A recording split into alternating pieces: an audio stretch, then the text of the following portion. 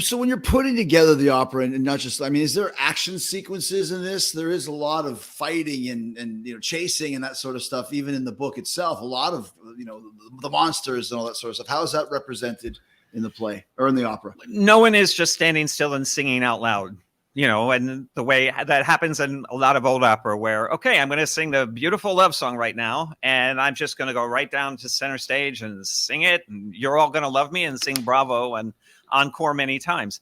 We have those moments, but it's within the stage, and we have a wonderful director named Brian Staufenbiel from Opera Parallel. This is a production that's going to many places. He directed it. He premiered it at Opera Parallel in San Francisco, and it's going to a bunch of companies. And he's done just a wonderful job of staging it. And yeah, you can call them action sequences. I mean, there's some violence that has to happen in this story. It is amazing, though. I loved saying this. In the opera version of The Shining, there is actually one death. There is precisely one death that happens on stage. And that is Jack himself. No one else dies in this opera. In the movie, you'll remember Dick Halloran is murdered by Jack. Right. In the opera, Dick Halloran becomes the hero. Right.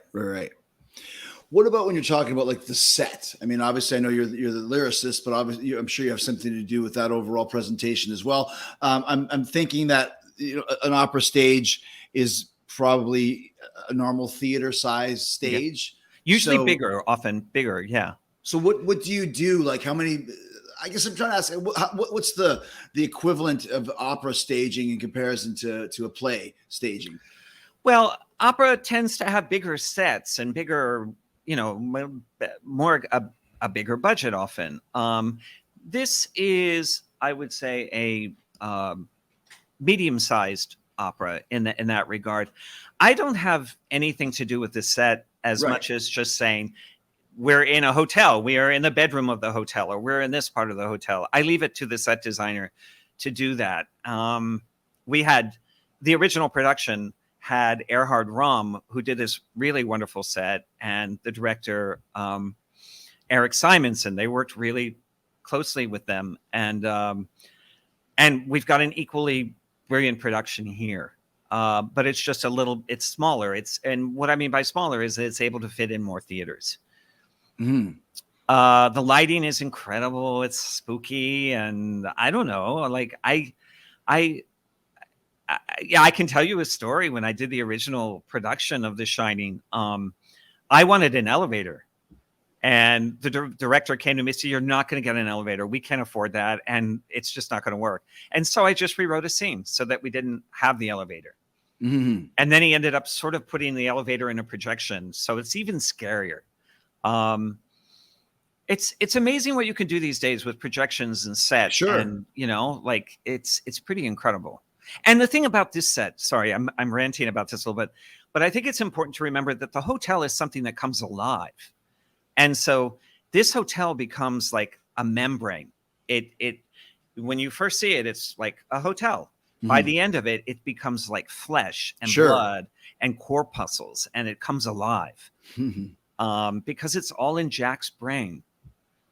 Great use of the word corpuscles. Yeah, sorry. That might be a first on top. Isn't there? It's an adjective, corpuscular. So when you're putting together your lyrics, right, and you just mentioned that you wanted an elevator.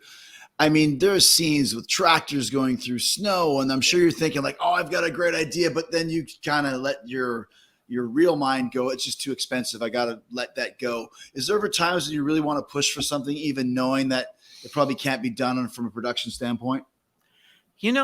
Probably not. I'm not that kind of librettist, really. I want my work to be done everywhere. And so I will happily compromise an elevator or a snowcat. So that it gets performed more, because everyone in the performing arts right now is struggling because of post-pandemic. Right.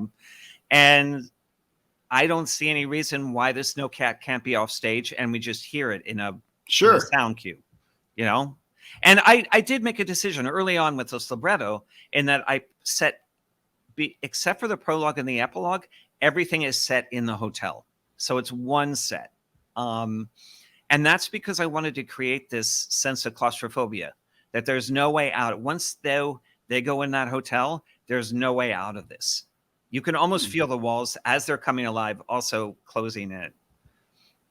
Well, and that's basically the crux of the story. Exactly. You know, It's all in the novel. You just go back to the novel and you'll find exactly that. I was going to ask you that because the book is very much, you know, psychological horror. And like you mentioned, it was in Jack's brain. How do you write your lyrics to, because it's a subtle lunacy. And obviously we're still thinking the movie, Jack Nicholson was great, Sure. but he was a lot of scenery chewing and, Yeah. you know, but the real story is just this guy whose world is closing in on him as he slowly loses his mind and gives it away to the ghosts of the past. But how do you subtly write that when you know that somebody's going to be singing these words? So you really got to pay attention to what they're saying, but you still want to adapt these amazing, you know, moments and paragraphs into the movie or into the story itself. I think you have to, as a librettist, you have to put yourself there.